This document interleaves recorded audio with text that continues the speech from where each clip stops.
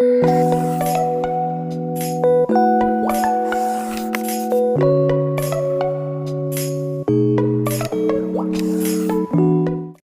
friends, welcome to my channel. நம்ம இன்னைக்கு இந்த வீடியோவில் ரொம்பவே ஒரு டிஃப்ரெண்ட்டான ஒரு ரெசிபி தாங்க பார்க்க போகிறோம்.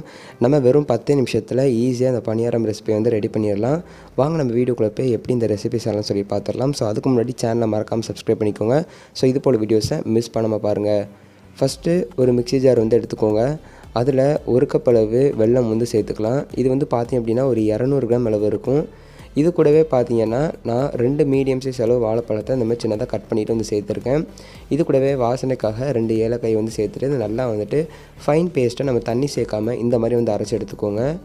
இப்போ அரைச்சி எடுத்ததுக்கப்புறமா இதில் ஒரு கப் அளவு பார்த்திங்கன்னா கோதுமை மாவு வந்து சேர்த்துக்கலாம். இது வந்து பார்த்திங்க அப்படின்னா ஒரு 200 கிராம் அளவு இருக்கும். நான் வந்து 2 கப்பாக வந்து சேர்த்துருக்கேன். ஃபஸ்ட்டு 100 கிராம், ரெண்டாவது தடவை 100 கிராம் வந்து சேர்த்துருக்கேன். ஸோ டோட்டலாக 2 கிராம் சேர்த்துட்டு மிக்ஸி ஜாரில் சேர்த்து நல்லா வந்து அடித்து எடுத்துக்கலாம். ஸோ நீங்கள் தண்ணி சேர்த்து இந்த மாதிரி பார்த்தீங்கன்னா கொஞ்சம் கெட்டியாக வந்து அரைச்சி எடுத்துக்கோங்க. ரொம்ப வந்து கெட்டியாக இல்லாமல் ரொம்பவும் தண்ணி இல்லாமல் மீடியமாக இருக்க மாதிரி வந்து பார்த்துக்கோங்க. அவ்வளோதான் ஃப்ரெண்ட்ஸ், ஈஸியாக வந்து நம்ம வந்து ரெடி பண்ணிடலாம். இப்போ அதுக்கு ஒரு பனியார பேன் வந்து ஹீட் பண்ணிக்கோங்க. அதில் நம்ம ஆயில் பார்த்தீங்கன்னா எல்லா பக்கமும் ஆட் பண்ணிக்கலாம். ஆயில் இல்லை அப்படின்னா நீங்கள் நெய் கூட வந்து சேர்த்துக்கலாம். நான் ப்ரெஷ்ஷை வச்சு இந்த மாதிரி எல்லா பக்கமும் ஈவனாக பார்த்தீங்கன்னா ஆயில் வந்து நீங்கள் வந்து ஆட் பண்ணிக்கோங்க. ஆட் பண்ணிவிட்டு நம்ம எடுத்து வச்சிருக்க மாவு வந்து கூட வந்து சேர்த்துடலாம். பேன் வந்து ரொம்ப வந்து ஹீட்டாக இருக்கக்கூடாது. பட் நம்ம ஆட் பண்ண உடனே வந்துட்டு நம்மளுக்கு வந்து கறிக்கிடும். ஸோ அது வந்து நல்லா இருக்காது.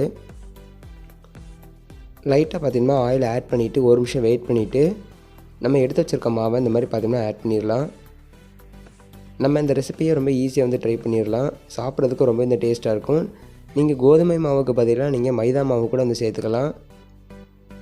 இப்போ நம்ம எல்லா கோழியிலையுமே வந்து இதை வந்து இந்த மாவை வந்து ஊற்றி எடுத்துக்கலாம். ஸோ ஃபுல்லாக வந்து ஊற்றக்கூடாது, ஒரு பாதியில் இந்த மாதிரி ஊற்றுங்க. இப்போ நம்ம மீடியம் ஃப்ளேமில் வச்சு இதை வேக வச்சு எடுத்துக்கலாம். ரொம்ப ஹை ஃப்ளேம் இல்லாமல் லோ ஃப்ளேமில் இல்லாமல் மீடியமாக வச்சுட்டு இதை ஒரு 2-3 நிமிஷம் நம்ம வந்து குக் பண்ணி வந்து எடுத்துக்கலாம்.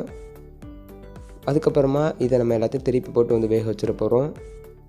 இப்போ பார்த்திங்க அப்படின்னா ஒரு 2 நிமிஷம் போல் ஆகிருக்கு. நம்மளுக்கு சூப்பராக பார்த்திங்க அப்படின்னா கலர் வந்து சேஞ்ச் ஆகி வந்திருக்கு பாருங்கள். ஸோ எந்த அளவுக்கு பார்த்திங்கன்னா பேனில் ஒட்டாமல் நம்மளுக்கு வருது அப்படின்ட்டு. ஸோ நான் வந்து நான்ஸ்டிக் பேன் தான் வந்து யூஸ் பண்ணியிருக்கோம். ஸோ அதனால தான் எனக்கு வந்து ஒட்ட மாட்டேங்குது.